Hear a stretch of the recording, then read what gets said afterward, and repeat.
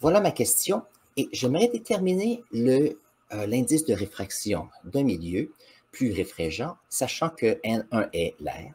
Comment dit-on? L'indice de réfraction de l'air est 1 et que j'ai juste trouvé un angle qui fait une réflexion totale interne.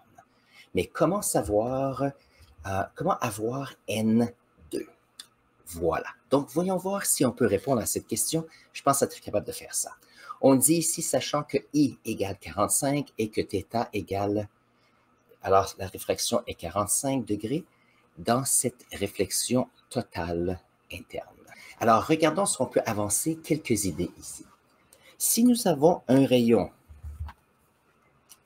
qui est l'air ici et qui est ici un autre médium qui ralentit notre rayon lumineux, nous allons avoir ici un angle d'incidence qui est comme ceci et un angle de réfraction comme cela. L'angle de réfraction sera plus petit que l'angle ici d'incidence. Donc ça, c'est la première chose que l'on peut dire. Très bien. Voilà. C'est bon. Donc si on veut avoir une réfraction totale interne, alors ici, il faut montrer quelque chose qui est intéressant. Si nous avons ici notre rayon qui vient de l'air et qui est ralenti ici, qui va se rapprocher de la normale, ça veut dire que si nous avons un rayon qui est plus près de la normale, comme cela, nous allons avoir un rayon qui est réfracté, qui est aussi plus grand, plus près de la normale. Prenons notre couleur. Si on a ici un angle d'incidence qui est beaucoup plus grand, nous allons avoir un angle de réfraction qui sera toujours plus petit que l'angle ici d'incidence. Donc ici, on a notre angle de réfraction. Donc, ça ici, c'est une situation qui est comme cela. Voyons voir si on est pour inverser cela. Si on est pour avoir ici un rayon qui est près de la normale, dans un milieu où la lumière est plus lente et qui va dans l'air, qu'est-ce qui va arriver? La lumière va aller plus rapidement. Donc, on va avoir un angle ici de réfraction plus grand parce qu'on part ici d'un milieu où la lumière est plus longue à un milieu où la lumière est plus rapide. Chose intéressante, si on augmente ici notre l'angle d'incidence, nous allons avoir un angle de réfraction qui sera encore plus grand ici, et plus on s'éloigne, plus on se retrouve à s'éloigner de notre normale. Et bien sûr, il arrive un moment qui est très intéressant. On va voir si je peux trouver une autre couleur. Il va arriver un moment où nous allons avoir un rayon bleu comme ceci, qui va être beaucoup plus grand ici, et donc on aura ici un angle critique comme cela. Donc l'angle qui est celui-ci, l'angle de réfraction sera un angle critique parce qu'il n'y aura aucune réfraction dans le milieu ici, et donc on peut commencer à trouver des choses intéressantes de ce côté-là. Parce que aussitôt qu'on va décider d'aller un petit peu de ce côté-là, on va se retrouver avec non pas une réfraction, mais on aura une réflexion totale interne. Donc, voyons voir si je peux effacer un peu de choses pour voir si on peut ajouter à cela. Donc, voilà. Donc, on arrive ici avec ce qu'on appelle l'angle de réflexion, voyons voir, un angle critique, voilà, un angle critique qui est un angle où on a ici un angle de, alors ça c'est l'angle d'incidence, comme M. Faber. Ici, on a un angle de réfraction qui est égal à 90 degrés. S'il arrive que nous faisons juste 1 degré de plus, allons en noir, si on a ici 1 degré de plus, nous allons avoir une réflexion totale. Donc ici, on a un angle d'incidence et on a un angle de réflexion qui sera avec un angle qui aura une réflexion totale. Réflexion totale. On utilise ceci, par exemple, dans les fibres optiques, où ça nous permet d'avoir de la lumière qui reste à l'intérieur d'un petit tube. Alors ici, on a un angle I qui est d'incident qui est 45, et on a ici un angle θ de réfraction qui est aussi 45. Donc, aussitôt qu'on a mis ici cet angle d'incidence qui est juste un petit peu plus grand que la réflexion, que l'angle critique, l'angle ici sera l'angle incident qui sera égal à l'angle de réflexion, et ici, ce sera égal à 45 degrés. Donc, ça, c'est si je vois cela. Donc, maintenant, si l'angle est moins de 45 degrés, à ce moment-là, on a l'angle qui sera l'angle critique. Donc, ici, on a en noir le fait qu'on a une réflexion totale. On se rapproche un petit peu. On va enlever ceci. Comme cela. On se retrouve ici avec un angle critique. Comme ceci. Et aussitôt qu'on a un angle critique comme ceci, on peut utiliser la loi de Snell. La loi de Snell est la suivante. Le sinus de l'angle dans le médium qui est 1, multiplié par N1, égale sinus comme ceci de 2, N2. Maintenant, il se peut que vous êtes dans un endroit où on dit N1 sin angle 1 égale N2 sin de l'angle 2, comme cela. Donc, on utilise ça s'appelle la loi de Snell, comme ceci. Alors, qu'est-ce que l'on doit faire à ce moment-là? Il s'agit de regarder, OK, moi je cherche par exemple l'indice de réfraction du deuxième ici à médium. Et donc, si on regarde ici, on va déplacer notre information.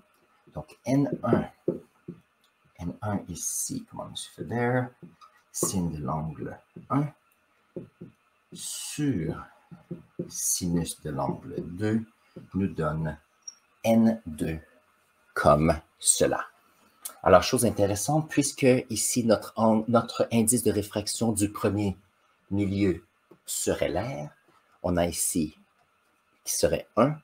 Donc, on a le sinus de l'angle ici 1 sur le sinus de l'angle 2 nous donnera ici notre indice de réfraction du deuxième milieu. Alors, ça ici, on a notre indice de réfraction du deuxième niveau. Du deuxième ici, milieu. On a ici notre angle numéro 2.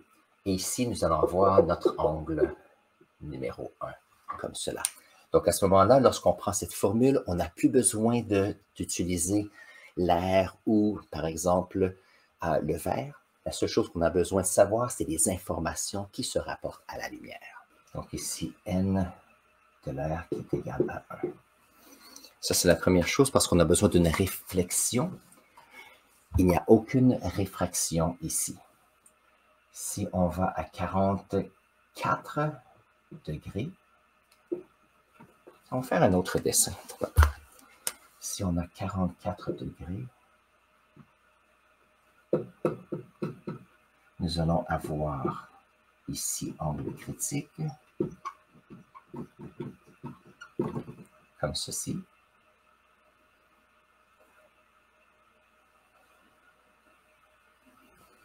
Voilà. Ici, nous avons 43. Nous allons avoir un angle qui sera comme ceci. On a ici un angle, on a deux informations qu'on n'a pas. Alors, si on a un angle d'incidence de 45 et de réflexion de 45, la seule chose qu'on peut savoir, c'est que ici, NI est plus grand que, est un autre type de matière. Donc, le n de l'air est plus petit que n1, qui est en haut. La seule chose qu'on peut dire, c'est ça. Est-ce qu'on peut dire un exact nombre? Donc ici, dans N1, on a N1, sin de 44 degrés, égale N2, qui est l'air, sin qui est ici 90. Donc ça ici, c'est 1 fois 1, qui est égal à 1. N1, sin 44, N1 égale à 1 sur sin. Ou peut-être qu'on va la voir. Voyons voir qu'est-ce que c'est. 44 sinus. Nous avons 0,64. Alors ici, on a 0,6947. Oups. 1 sur 0,6947. Et si on fait l'inverse de ceci, nous avons 1,444. On a N1, je ne sais pas si tu peux voir ça. J'ai N1 égale à 1,44. OK, voilà, voilà. Peut-être que je pense qu'on l'a. Je pense qu'on va l'avoir trouvé. Voyons voir si je peux trouver les indices de réfraction, à savoir qu'est-ce que c'est un matériel avec 44. Alors, si ça se rapproche du verre, est-ce que l'eau, c'est 1,43? Ah, je pense que c'est 1,47, je pense, pour le verre. Voilà, qui est 1,50. OK, alors, je ne sais pas si tu as compris la façon que j'ai organisé cela. Donc, ici, la façon que j'ai fait ceci, alors nous avions les indices de réflexion totale à 45, ça veut dire que s'il y a une réfraction à l'indice, à l'angle critique, j'ai mis 1 degré de moins qui fait qu'on a l'angle critique, et l'angle critique est 90. Comme cela. Et j'ai utilisé notre équation de Snell. Tout à l'heure, j'ai dû avoir fait une erreur avec le placement de mes termes. Et donc, c'est ça. Alors, j'ai inclus 44, et la raison, c'est que tout à l'heure, tu as dit que si on a un indice d'incidence de 45, nous avons une réflexion totale à 45 de l'autre côté. Donc, s'il y a une réflexion totale, c'est comme si on avait un miroir et ça n'allait pas à l'intérieur du tout. Alors, ce que j'ai fait, c'est que juste avant la réflexion totale, voyons voir, si on le rapproche un petit peu, qu'est-ce qui arrive, c'est que, alors si je fais un angle qui est d'incidence de 48, on aura 48. Si j'ai 60, j'aurai 60. Par contre, si de 45, je monte à 44, à ce moment-là, je n'ai pas une réflexion interne, je me retrouve ici à 90. Maintenant, ça, c'est une approximation 44. Peut-être que c'est 40, c'est 44,5, c'est peut-être 43,5 ou 43. Donc, j'essaie de trouver un angle qui est juste 1 degré de plus pour simplifier les choses. En ajoutant 1 degré, on se retrouve à l'angle critique. Parce que aussitôt qu'on a à 45, on a une réflexion. Donc, on est à 43, on est ici. Puis si on va à 43, un petit peu plus, on se retrouve avec une réfraction dans l'autre milieu. Donc, j'essaie de voir comment est-ce qu'on pouvait le trouver. Et c'est là que vient le 44. Et avec le 44 ici, j'ai mon premier angle. Ici, j'ai le deuxième angle qui est l'angle critique qui est 90.